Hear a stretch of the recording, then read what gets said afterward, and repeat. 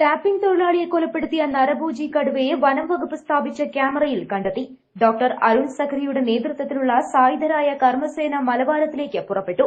കടുവയെ ഉടൻ പിടികൂടാനാവുമെന്നാണ് പ്രതീക്ഷിക്കുന്നത്. ഇതിനിടെ കടുവയെ പിടികൂടുന്ന ദൌത്യത്തിന് നേതൃത്വം നൽകുന്ന ഡിഎഫ്ഒജി ധനിക് ലാലിനെ തിരുവനന്തപുരത്തേക്ക് സ്ഥലം മാറ്റി. ഈ സംഭവത്തിൽ ദൌത്യം നടത്തുന്ന വനപാലകർക്കിടയിൽ കടുത്ത അമർഷമാണ് രൂപപ്പെട്ടിട്ടുള്ളത്. അവിടെ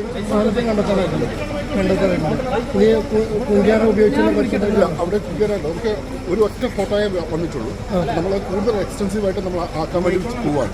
അത് ഏരിയ കവർ ചെയ്യാൻ വേണ്ടി പോവാണ്. പാരാമ്പുലേഷൻ സ്റ്റാർട്ട് ചെയ്യണം. രാവിലെ ഒരു പാരാമ്പുലേഷൻ കഴിഞ്ഞു. ഉച്ചയ്ക്ക് രണ്ടാമത്തെ സ്റ്റാർട്ട് ചെയ്യാൻ പോവുകയാണ്. ഞാൻ കൂടുതൽ ക്യാമറകളും ക്യാമറ എല്ലാം പൊസിഷൻ മാറ്റി വെക്കണം. ഓക്കെ, ആ വർക്ക് നടക്കുന്നുണ്ട്. ഓക്കെ, ക്യാമറയിലാണ് പതിഞ്ഞിരിക്കുന്നത്. അതെ, ക്യാമറ. അല്ല, അതിനിടയിൽ ഇപ്പോൾ നിലമ്പൂർ DFOനെ സ്ഥലം മാറ്റിയിരിക്കുകയാണ്. അപ്പോൾ ഈ ഉദ്യമത്തൊക്കെ ബാധിക്കും? തീർച്ചയായിട്ടും ബാധിക്കും. ആണല്ലോ അത് ലീഡ് ചെയ്തുകൊണ്ടിരുന്നത് പുള്ളിയാണല്ലോ. എന്തുകൊണ്ട് പിന്നെ ഇത്ര ഒരു തീരുമാനത്തിലേക്ക് പോകുന്നത് എനിക്കറിയില്ല. അത് ഗവൺമെന്റ് തീരുമാനം ഡിസിഷൻസ് അല്ല. നമ്മളൊരു ഓപ്പറേഷൻ അത്.